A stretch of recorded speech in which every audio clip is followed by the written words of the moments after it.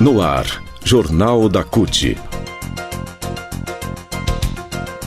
Notícias, Giro sindical, direitos, mundo do trabalho, política, economia, saúde.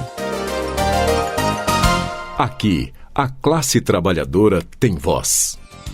Olá Brasil, eu sou o André Acarini. O Jornal da CUT começa agora e hoje traz os seguintes assuntos. Rede Marisa culpa juro alto e concorrência estrangeira pelo fechamento de 91 lojas. E ainda, centrais sindicais criticam a suspensão de concursos públicos em nova regra fiscal. Assuntos que você confere a partir de agora aqui no Jornal da CUT. Rádio CUT. Aqui, a classe trabalhadora tem voz. Acesse pelo site www.cut.org.br. Bom, a Câmara dos Deputados aprovou na quarta-feira a urgência da votação do projeto de lei complementar 93 de 2023, conhecido como o novo arcabouço fiscal, que cria novas regras para garantir a estabilidade macroeconômica do país e criar as condições adequadas ao crescimento socioeconômico. Foram 367 votos a favor e 102 contra. Na prática, agora, a tramitação do PL vai ter prioridade em relação a outros projetos que aguardam a análise dos deputados, sem a necessidade de passar pelas comissões. Nesse caso, o relator do projeto, o deputado Cláudio Cajado, do PP da Bahia, apresenta o parecer na sessão do plenário e o texto pode ser, então, votado imediatamente. A expectativa é que o projeto entre na pauta da Casa já na próxima semana. Para ser aprovado, são necessários pelo menos 257 votos na Câmara e 41 votos no Senado. O projeto de autoria do Ministério da Fazenda cria uma nova regra fiscal em substituição ao teto de gastos públicos do governo Michel Temer, que impede o governo federal de fazer investimentos públicos acima da inflação por 20 anos, prazo que terminaria em 2036. A proposta do governo previa que, se a meta de arrecadação e gastos não fosse alcançada, ficariam de fora da contenção o salário mínimo e o Bolsa Família, que poderiam ser reajustados acima da inflação. Mas o relator do PL deixou de fora apenas a reposição do salário mínimo, tirando o programa de transferência de renda e ainda incluiu novas travas.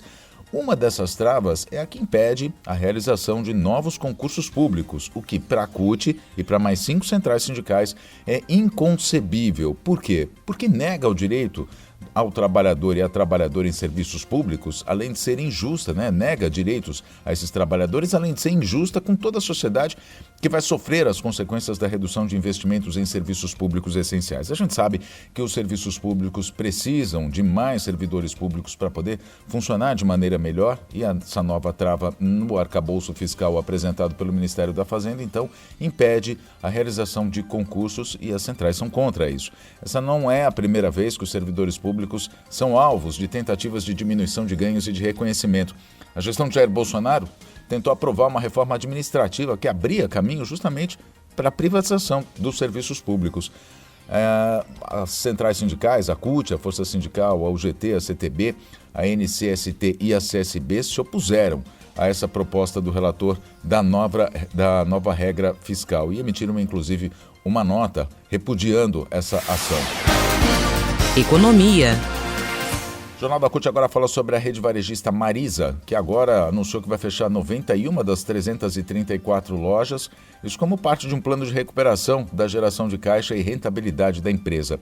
Segundo a administração, as unidades são consideradas deficitárias. Em mensagem enviada aos acionistas, a empresa informou que 25 lojas já foram fechadas entre os meses de março e abril deste ano. Outras 26 vão ser encerradas ao longo de maio. A previsão é de que 1.800 trabalhadores e trabalhadoras percam o emprego. O que diz a empresa? A empresa diz que tomou essas medidas de recuperação em função do cenário macroeconômico adverso, as importações ilegais sem a devida tributação e as elevadas taxas de juros praticadas pelo Banco Central, impostas pelo Banco Central.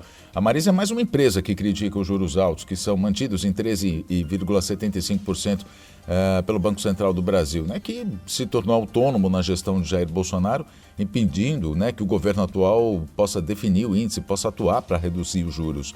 A decisão é toda do Roberto Campos Neto, que é o presidente do Banco Central, bolsonarista, inclusive, Não é? A queda na taxa da Selic é uma das bandeiras do presidente Lula, que afirma que os atuais índices impedem o crescimento econômico do país e a abertura de novas vagas de emprego, e o que a gente está vendo é justamente ao contrário, né?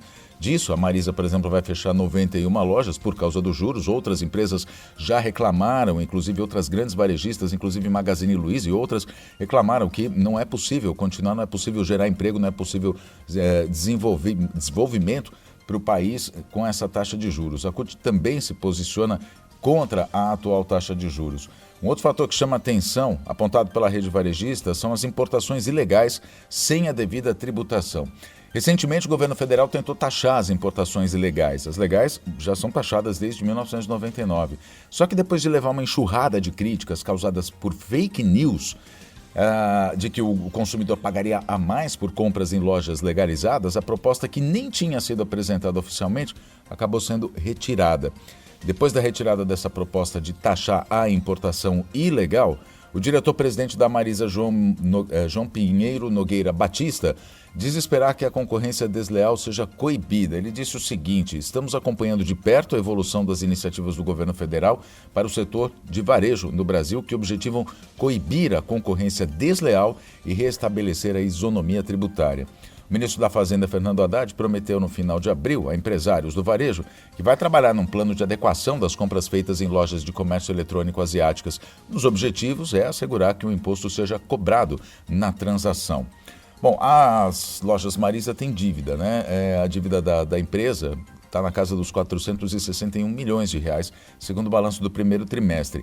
A Marisa também afirma que negociou dívidas com 90% dos fornecedores e 65% dos proprietários dos imóveis onde estão as lojas.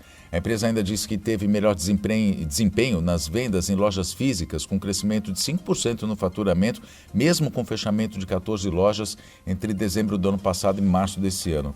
A rede tem um prejuízo líquido de 148, quase 149 milhões, teve, né, um prejuízo de quase 149 milhões de reais no primeiro trimestre deste ano, um aumento de 64,2% em comparação com o mesmo trimestre do ano passado. Ainda assim, a empresa teve receita líquida positiva em comparação com o ano passado, com faturamento de 440 milhões de reais, 440 milhões e meio de reais para ser mais exato. O Jornal da CUT fica por aqui, muito obrigado pela sua companhia, nós nos falamos na próxima edição, até lá.